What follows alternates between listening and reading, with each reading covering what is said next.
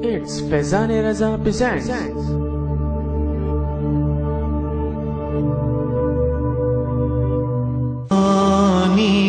بسم اللہ الرحمن الرحیم۔ اللہ تبارک و تعالیٰ کے پاکیزہ نام سے آغاز کرتے ہیں جو بہت مہربان نہایت رحم والا ہے۔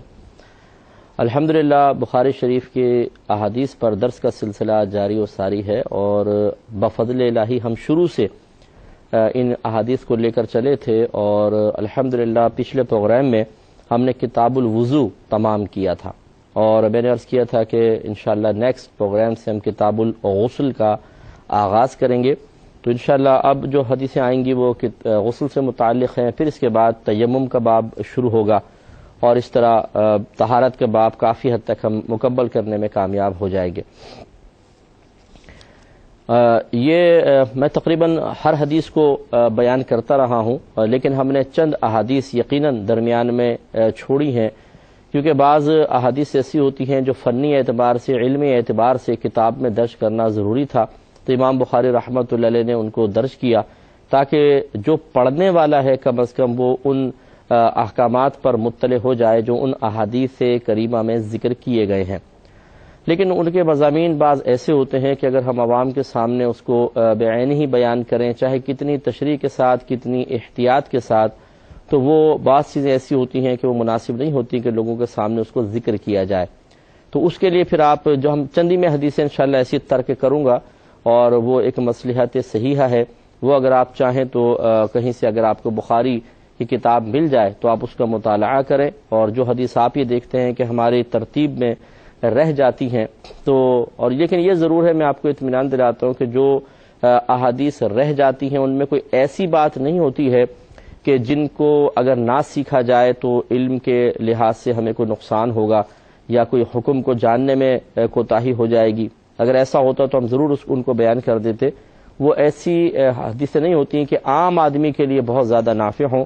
اور ان میں جو باتیں ہیں بعض اوقات وہ ذو معنی انداز سے اور پردے میں رکھتے ہوئے اور اسی طریقے سے احتیاط کے ساتھ وہ ہم دوسرے مقام پر بغیر اس حدیث کی نشاندہی کیے ذکر کر دیا کرتے ہیں۔ پھر بھی بہرحال اگر کوئی بہن یا بھائی بخاری شریف کو اپنے طور پہ پڑھ رہا ہو اور وہ دیکھے کہ ہم نے کسی صحیح مصلحت کی بنا پر اگر کسی حدیث کو چھوڑا ہے، اور پھر وہ اس کے مضمون کے بارے میں کوئی بات معلوم کرنا چاہیں تو کسی طریقے سے ہم سے کانٹیکٹ کر لیں، تو انشاءاللہ عز و جل ہم آپ کو ضرور بتا دیں گے۔ میرا پروگرام احکام شریعت منگل اور جمعرات کو چلتا ہے، اور اس کے آخر میں پھر ایک ہم ای میل ایڈریس، میرا پرسنل ای میل ایڈریس سے وہ چلتا ہے، وہ صرف ان بھائی بہنوں کے لیے ہے جو کسی طریقے سے کال نہیں کر پاتے ہیں، ہم سے رابطہ نہیں کر پاتے ہیں، اور بہت سے مسائل ان کو پریشان کرتے ہیں، تو آپ ادھر کال اس میں ای میل کر کے ان چیزوں کی وضاحت طلب کر سکتے ہیں۔ کتاب الغسل شروع کریں گے۔ پہلے بات سمجھ لیجئے کہ غسل اور غسل میں فرق ہوتا ہے، یعنی غین پہ اگر پیش ہو تو غسل بنتا ہے، اس کا معنی ہے نہانا، اور اگر اس پہ زبر آپ پڑھیں غسل تو اس کا مطلب ہوتا ہے دھونا۔ تو یہ ذرا ذہن میں رکھیں، جہاں غسل کا لفظ آئے گا کہ انہوں نے ہاتھوں کو غسل کیا تو مطلب ہے کہ ہاتھوں کو دھویا، اور جہاں اس طرح کے الفاظ ہیں کہ انہوں نے غسل کیا تو اس کا مطلب ہے پورے نہائے ہیں۔ تو یہ کتاب الغسل ہے، یعنی اس جو چیپٹر ہے تمام وہ غسل سے متعلقہ احادیث پر مشتمل ہے، اور مختلف حوالے سے امام بخاری رحمۃ اللہ علیہ حدیثیں لے کر آئے ہیں تاکہ لوگوں کو پتہ چلے کہ نبی کریم صلی اللہ علیہ وسلم جب غسل فرماتے تھے تو کن کن امور کا لحاظ کرتے تھے۔ اور یہ میں آپ کو پہلے واضح کر دوں کہ جو یہ پہلے بھی ہم کہہ چکے ہیں وضاحتی کلمات، لیکن یہ اس مقام پہ دوبارہ ان کا اعادہ بہتر ہے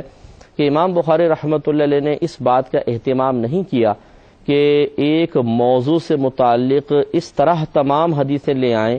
کہ اس موضوع کا، اس ٹاپک کا کوئی پہلو تشنا نہ رہ جائے، اس میں کوئی کمی نہ رہ جائے۔ یہ آپ کا مقصد نہیں تھا، آپ کا مقصد تھا ایک موضوع سے متعلق احادیث کو جمع کرنا، اور وہ حدیثیں جو آپ کے نزدیک مستند ہیں بس آپ ان حدیثوں کو ذکر کرتے رہے۔ اور تو چنانچہ اگر ہم ان تمام احادیث کے مضمون کو نکالیں تو بعض اوقات جس موضوع سے متعلق وہ حدیثیں ہیں وہ موضوع کمپلیٹ نہیں ہوتا نظر آئے گا۔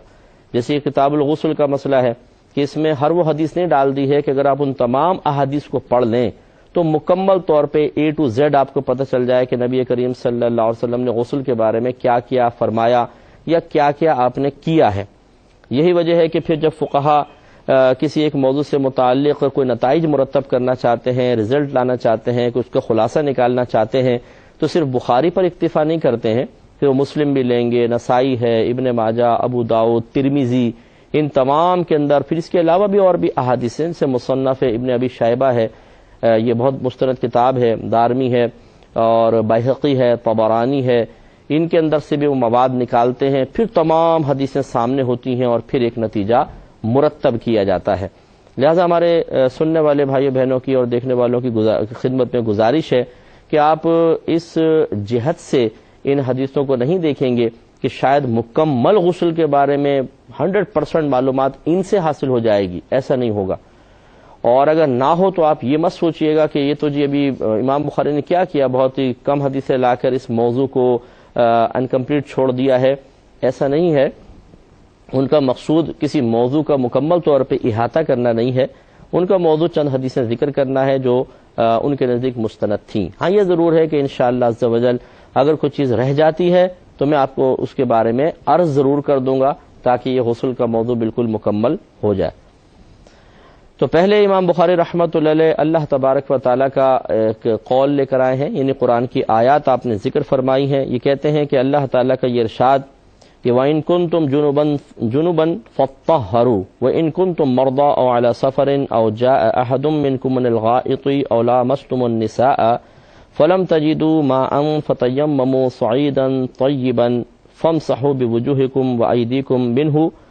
مَا يُرِيدُ اللَّهُ لِيَجْعَلَ عَلَيْكُم مِّنْ حَرَجٍ وَلَكِن يُرِيدُ لِيُطَهِّرَكُمْ وَلِيُتِمَّ نِعْمَتَهُ عَلَيْكُمْ لَعَلَّكُمْ تَشْكُرُونَ۔ سورہ مائدہ کی آیت نمبر 6 امام بخاری نے ذکر کی، جس میں جنابت کا غسل کا ذکر تھا، جس کا ترجمہ ہے اگر تم حالت جنابت میں ہو تو اچھی طریقے سے پاکیزگی حاصل کر لو، اور اگر تم بیمار ہو یا مسافر ہو یا تم میں سے کوئی قضائے حاجت سے فارغ ہو کر آیا ہے یا تم نے عورتوں سے جسمانی تعلق قائم کیا ہے تو اور پھر تم پانی کو نہ پاؤ تو تم پاک مٹی سے تیمم کرو، چنانچہ تم اپنے چہروں اور اپنے ہاتھوں پر اس پاک مٹی سے مسح کرو۔ اللہ تبارک و تعالیٰ تم پر تنگی کا ارادہ نہیں فرماتا، لیکن وہ تم کو خوب پاک کرنا چاہتا ہے، اور تاکہ وہ تم پر اپنی نعمت کو پورا کر دے، تاکہ تم شکر ادا کرو۔ تو ان آیات کریمہ میں جنابت کا ذکر تھا اور غسل کا ذکر تھا کہ اگر تم پانی نہ پاؤ تو تیمم کرو، تو اس کا مطلب پانی ہوتا تو پھر غسل کیا جاتا۔ ایک اور آیت کریمہ لائیں، سورہ نساء کی آیت نمبر 43 ہے، جس کا ترجمہ میں عرض کر دیتا ہوں۔ اللہ تعالیٰ فرماتا ہے کہ اے ایمان والو، نشے کی حالت میں نماز کے قریب نہ جاؤ۔ یہ اس وقت آیات نازل ہوئیں جب ابھی شراب کا مکمل طور پہ ممانعت کا حکم نازل نہیں ہوا تھا، تو اس وقت ایسا ہوتا تھا کہ دیکھیں نشہ تو ہر امت میں حرام رہا ہے، ہماری امت میں بھی نشہ حرام ہے، لیکن پچھلی امتوں میں سے بہت سی امتیں ایسی تھیں جن میں شراب کو حلال رکھا گیا تھا، اور شروع اسلام میں ابتداءً شراب ہمارے ہاں بھی منع نہیں تھی، پھر اللہ تبارک و تعالی نے ممانعت کا حکم نازل فرمایا۔ تو پہلے تو آیت اس طرح کی نازل ہوئی جس میں شراب کو برا کہا گیا کہ اس میں فوائد کم ہیں اور نقصانات کے پہلو بہت زیادہ ہیں، پھر اللہ تعالیٰ نے اتنا بیان فرمایا کہ جب تم حالت نشہ میں ہو تو نماز کے قریب نہ جاؤ، یعنی کم از کم اگر کسی نے کوئی استعمال کی بھی ہے ایسی چیز اور اس سے نشہ چڑھ گیا ہے تو نماز کے قریب نہ آؤ۔ پھر اللہ تعالیٰ نے بالکل ممانعت کا حکم نازل فرمایا۔ تو یہ اس وقت کی آیت ہے کہ اگر تم حالت نشہ میں ہو تو نماز کے قریب نہ جاؤ، حتیٰ کہ تم یہ جان لو کہ تم کیا کہہ رہے ہو، اور نہ جنابت کی حالت میں، یعنی جنابت کی حالت میں بھی تم نماز کے قریب نہ آؤ۔ اس سے معلوم ہوا کہ جنابت ایک ایسی چیز ہے جو انسان کو ناپاک کر دیتی ہے، اور اس کی وجہ سے پھر انسان نماز کے قریب نہیں جا سکتا ہے، مگر یہ کہ تم مسافر ہو، اگر تم مسافر ہو نماز کے قریب نہ جاؤ حتیٰ کہ تم غسل کر لو، یعنی جنابت کی حالت میں نماز کے قریب نہ جاؤ مگر یہ کہ تم مسافر ہو۔ حالت سفر میں ہے تو پھر رعایت ملے گی، وہ اب آگے آ رہی ہے، رعایت آگے بیان فرمائی، لیکن پھر اس سے جو آگے بات ہے وہ پیچھے والے سے ریلیٹڈ ہے کہ اگر تم حالت جنابت میں ہو تو نماز سے قریب نہ جاؤ یہاں تک کہ حتیٰ کہ تم غسل کر لو۔ اب بیمار اور مسافر کا مسئلہ اللہ تعالیٰ نے بیان فرمایا کہ اور اگر بیمار ہو یا سفر میں ہو، یا تم میں سے کوئی شخص قضاء حاجت کر کے آئے، یا تم نے عورتوں سے تعلق قائم کیا ہو، پھر تم پانی نہ پاؤ تو پاک مٹی سے تیمم کر لو، پس تم اپنے چہروں اور ہاتھوں کا مسح کرو، بے شک اللہ تعالیٰ نہایت معاف کرنے والا بہت بخشنے والا ہے۔ تو آپ نے دیکھا کہ آخری مضمون تو تقریباً وہی ہے جو سورہ مائدہ کا ہے، لیکن اس میں اللہ تبارک و تعالیٰ نے واضح طور پہ فرمایا کہ اگر تم حالت جنابت میں ہو تو اس وقت تک نماز کے قریب نہ آؤ جب تک کہ غسل نہ کر لو۔ تو معلوم یہ ہوا کہ جب غسل فرض ہو جاتا ہے تو انسان کو پھر لازم غسل کرنا پڑے گا۔ تو اس سے پہلے کہ میں حدیثوں کا باقاعدہ آغاز کروں، یہ بات سمجھ لیں کہ غسل کی 4 اقسام آپ کر لیں کہ 4 اقسام ہوتی ہیں، بلکہ 3 ہی اقسام آپ کریں، کیونکہ ایک غسل فرض یا واجب ہوتا ہے، کبھی اس کو واجب کہہ دیتے ہیں، کبھی فرض کہہ دیتے ہیں۔ تو ایک غسل ہوتا ہے فرض، دوسرا ہوتا ہے سنت، اور تیسرا ہوتا ہے مستحب۔ جو غسل فرض یا واجب ہے، اس کا مطلب یہ ہے کہ اگر آپ وہ غسل نہیں کریں گے تو نماز کے قابل نہیں ہوں گے،